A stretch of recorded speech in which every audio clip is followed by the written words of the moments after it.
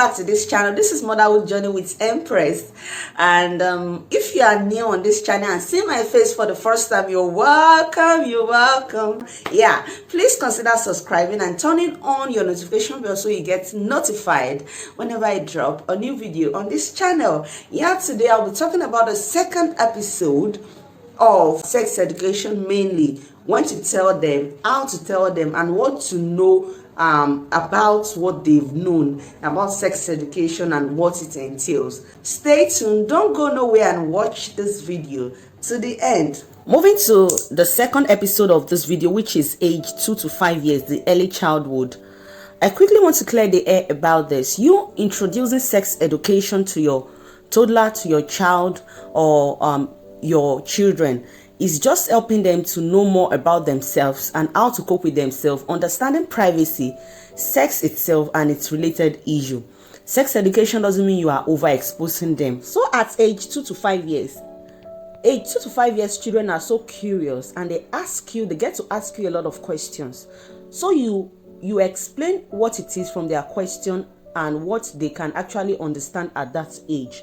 Now let's move to the main body of today's discussion. At the onset, which is 0 to 2 years, we have explained what their private part is, the name it is being called, which I said is okay to call it a nickname. You can call it PP, you can call it a different name you wish to call it. So even if they want to discuss anything and there's a visitor in, the name will be unique to yourself and your kids. The next thing is letting them to know the difference between a boy and a girl. You've established that in age 0 to 2 years. But now you make it more evidenced by saying a boy and a girl are different, but they are also the same. Yeah. Girls usually have vulva. Why the difference between a boy and a girl is that the boy usually have a penis. A girl uses the vulva to wee-wee, and a boy uses the penis to wee-wee. So the things that make the boy and the girl the same, they have nipple, they have bottoms, they have nose, they have hands, eyes, one head, and so on and so forth. So you can just make them that is the only thing that is differentiating them, and that is what makes them unique. Because there are some child that maybe their colleagues, like opposite sex, will tell them you don't have this, you are not fine. So you make them understand that yes, they are different and they are uniquely made. Girls do have this and boys do have this. You can also use an image toy or doll to make an example, the way a boy dresses and the way a girl dresses also, and that you can differentiate that. Lastly on this is that you should let them know that they have feelings. Boys have feelings, girls have feelings. Like girls can easily cry to things, while boys don't cry much. So you can just give little differences, the way they dress and so on. So now we'll be moving to privacy of this section. You need to let your girl child or your boy child at age 2 to 5 to understand that they are entitled to their own privacy. That there are some parts of their body that are private to them, and that this shouldn't be shown to the whole world. Not everyone should see it. That they have privacy, they are private place and they are public places. You understand that this one, you have to give example that they can be naked in the bedroom when they want to bath, but they shouldn't be naked outside. In fact, they can be naked when they want to dress in the presence of their mom or their dad or their grandmother, but they shouldn't be naked when the plumber is around or when a visitor is around. Also make them to understand that they should respect that other people's privacy. Like when somebody is in the washroom, they should learn to knock, and when the washroom is locked, they should knock and ask if anyone is there. If someone is there, they should respect that person's privacy and not go inside or barge into the person. If the door to the bedroom is locked, they should knock first before barging into the room. The next thing about privacy is that they also have their own privacy. They are entitled to their privacy. Like when they are in the washroom, in the bathroom, when they are when they are in the toilet, when they are getting dressed, they are entitled to their own privacy. And lastly about privacy is that the conversation between their body, especially those private parts, you call it private parts that the world should not see. The discussion should be between their parents, not with any other person. It shouldn't be discussed in the schoolyard, shouldn't be discussed in church or in the mosque or any gathering, social gathering, but should only be discussed with their mom and their dad. Then you can develop a squad name like one love keep us together, like we are one. Like you can just develop your own squad name that your child will feel so comfortable to discuss with you.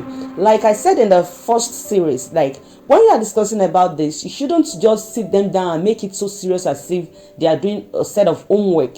You should make it fun that they won't even notice you're actually pushing yourself to say that to them.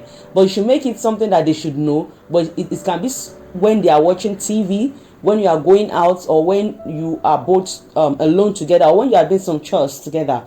You can actually tell them that. Next point I'll be discussing is touching themselves. Now you need to let them to know that their penis and their vulva, that they shouldn't touch it anyhow. When they want to touch it is when they want to wash themselves after using the washroom.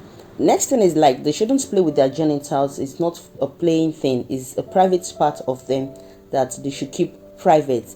And another thing that most children at this age do because of their curiosity, most developed countries, most children play doctor. Why they examine their patients, they examine their private parts. You don't need to panic, you just need to distract them and try to tell them that it's their private part and nobody have the authority over it but themselves. In underdeveloped country or still developing country like Africa, most children under this age, 2 to 5 years, play mom and daddy. So it's better you distract them also and put them through frequent questions kids under 2 to 5 years do ask, and that can help you to enlighten their understanding on that. Is, mom, why is your stomach big? What is there? They will ask you, tell them it is baby. How does it get in there? They can ask you that. Then you tell them every living thing reproduce. You can start with that. You can show them trees that drops their seed. You can show them dog that have puppies. You can show them hen that has chicks. You can show them a lot of things that reproduce and so on and so forth. So you tell them human being also reproduce. They can tell you how does it get in there. You tell them that it takes a part of a man and a part of a woman, adult, to have the baby. And the baby grows not in the stomach but in a special place in mommy's tummy, which is known as the uterus. Just keep it as simple as that. And they can ask you, how would this baby come out? You tell them, when the baby is ready to come out, I'll go to the hospital. The doctor will help me to bring the baby out. Keep emphasizing on it. This is specially for an adult. When you are an adult, you would understand better. Lastly, let them know that they are bosses on something. They are bosses on their body. They have the right to say, no, don't touch me. And they have the right to allow someone to touch them. They have the right to say, no, I'm not going to hug you. Please don't touch me. And they have the right to also hug others. And lastly, you have to show them where others can touch and their secret places. Where others can touch, can hug them, can shake them, but they can't touch their nipple or their breast. They can't touch their private parts or their bum bum. And the boys also, you have to let them understand where other people can touch. I believe you've learned 1 or 2 things from this video. If you have, don't forget to give this video a big thumbs up. Kindly share with family and friends, and don't forget to drop a comment down there. Okay, thank you. Bye guys.